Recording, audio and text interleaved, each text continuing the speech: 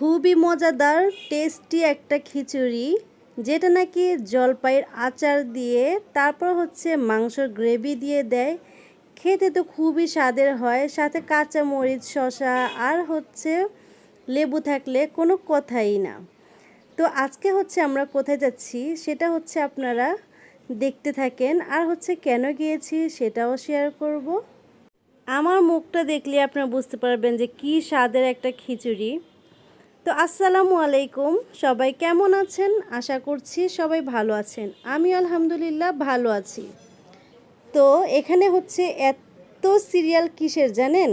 আমরা হচ্ছে বাইকের জন্য তেল নিতে আসছিলাম, তো এসে দেখি মাথাটা নষ্টই হয়ে গেছে। এত সিরিয়াল, বাবারে বাবা, সবাই কি আজকেই তেল নিতে আসছে আমি জানি না। তো এখানে আজকে কিন্তু আমাকে বেশিরভাগই আপনারা বাইকেই দেখবেন, কারণ আজকে হচ্ছে বাইক দিয়ে একটু ঘুরতে বের হয়েছি। কেন জানেন? জুন মাসের 3 তারিখে হচ্ছে আমার বিবাহ বার্ষিকী গিয়েছে, আমার ম্যারেজ অ্যানিভার্সারি গিয়েছে। ওই দিন হচ্ছে আর বের হওয়া হয় নাই। হাজব্যান্ড খুবই ব্যস্ত ছিল, তো রাতের 10:30 বাজে এসে বলতেছে যে চলো ঘুরে আসি একটুখানি। তো আমি বললাম এখন হঠাৎের ভিতরে যাব না, আগামীকাল যাব। সাহেব হচ্ছে তারপর দিনও 4 তারিখেও হচ্ছে খুব ব্যস্ত ছিল, আমাকে নিয়ে যায়নি। তো 5 তারিখে সে হচ্ছে তার মনে হয়েছে যে আমাদের অ্যানিভার্সারি গেছে, তো এখন বলতেছে যে চলো যাই, আবার তুমি আমার সাথে রাগ করবা, হ্যান ত্যান এটা সেটা। তো আমি বললাম থাক, যাওয়া লাগবে না। তো ও আমাকে নিয়ে গেল যে না চলো, সাদিয়াকে বলছি চলো ঘুরে আসি একটুখানি, ঢাকা শহরটা একটু ঘুরে দেখে আসি। রাতের বেলা ঢাকা শহর কিন্তু এখন খুবই সুন্দর লাগে, যেটা নাকি মানে অনেক ব্রিজ হয়েছে এটা সেটা, মানে বাহিরে ঘুরতে কিন্তু অনেক ভালোই লাগে। ঢাকার বাইরে যেমন রাতে ঘুরতে ভালো লাগে, এখন কিন্তু ঢাকার ভিতরেও ঘুরতে খুব ভালোই লাগে। তো আমি তো রাজি হয়ে গেলাম যে ঠিক আছে, এটা হাতছাড়া করতে নেই। তো এখন হচ্ছে আমরা কোথায় আছি, এটা কিসের কোন ব্রিজে উঠে গেলাম আমরা আসলে খেয়াল নেই। তো আমরা হচ্ছে মিরপুর যেতে নিয়েছিলাম, যে মিরপুর গিয়ে হচ্ছে আজকে স্ট্রিট ফুড খাবো।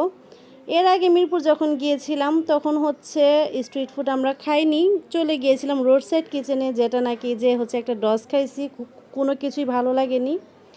তো আজকে মিরপুর যেতে চেয়েছি, রাত বেজে গেছে 11টা। তো মিরপুর আর যাওয়া হয়নি, ভাবলাম ওগুলি বন্ধও করে দিতে পারি স্ট্রিট ফুডগুলো, যেহেতু এত রাত হয়েছে। তো ভাবলাম যে গুলশান জিপিআরে চলে যাই। এখন আমরা কিন্তু বনানী রোডে চলে আসছি, বনানী দিয়ে হচ্ছে আমরা গুলশানে ঢুকবো। তো এখানকার রোডঘাট তো খুব সুন্দর লাগে, এটা আপনারা জানেন। গুলশান, বনানী এগুলি তো খুব সুন্দর জায়গা, রাস্তাঘাট খুবই ভালো লাগে। সামনের বাইকে হচ্ছে আমাদের সাদিয়া, আবার বাতাস ছিল খুব প্রচুর। আসলে বাতাস খুব প্রচুর ছিল কিভাবে আমি বলি, বাইক যখন দাঁড়ায় থাকে তখন কিন্তু একটা ফোঁটাও বাতাস লাগে না, খুবই গরম একটা অবস্থা। আর যখন বাইকটা চালু থাকে তখন কিন্তু বাতাসটা গায়ে লাগে, খুব ভাল লাগে।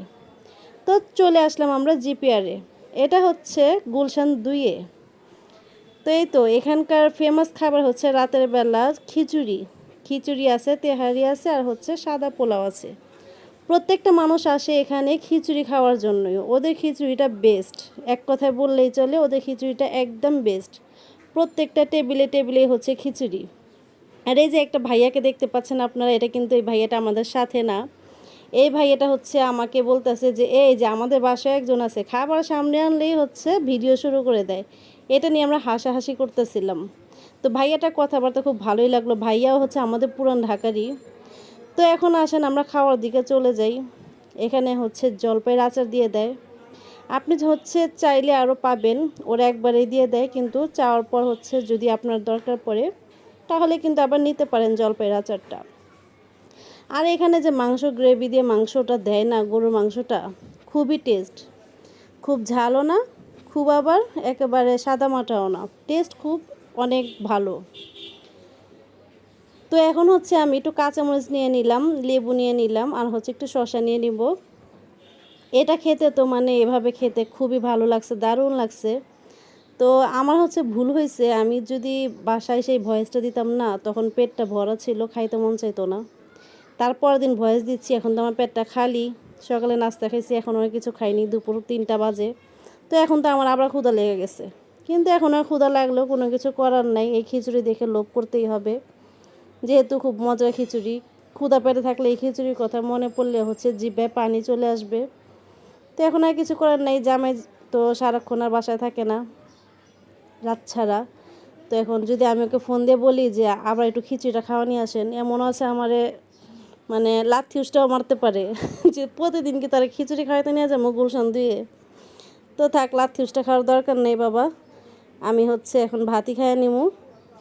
এখন আবার চলে যাচ্ছি, এখানে হচ্ছে ফিরনিও আছে, ফালুদা আছে, আরও অনেক কিছুই আছে, কিন্তু আমরা এগুলি কিছু খাইনি। আমাদের হচ্ছে চায়ের ক্র্যাভিং উঠছিল, তো এখানে চাও পাইনি, ভাবলাম যে একটু আশেপাশে থেকে মানে চা খেয়ে নিব। তো আশেপাশে অনেক রাত হয়েছে, চা নাই, 12টা অলরেডি বেজে গেছে, 12টা ওভার হয়ে গেছে। হাতির ঝিল দিয়ে এখন হচ্ছে আমরা বের হয়ে যাচ্ছি।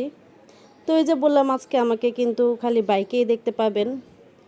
তো এখন হচ্ছে হাতির ঝিলের রাস্তায় মানে একটু যদি অল্প রাত থাকতো না একটু নামতাম, কিন্তু এত রাতে কিভাবে নামি বলেন, এই জন্য নামিনি। চলে আসলাম শাহবাগ। শাহবাগে আসলে হচ্ছে আমাদের সেই পুরাতন শিশু পার্কের কথা মনে পড়ে।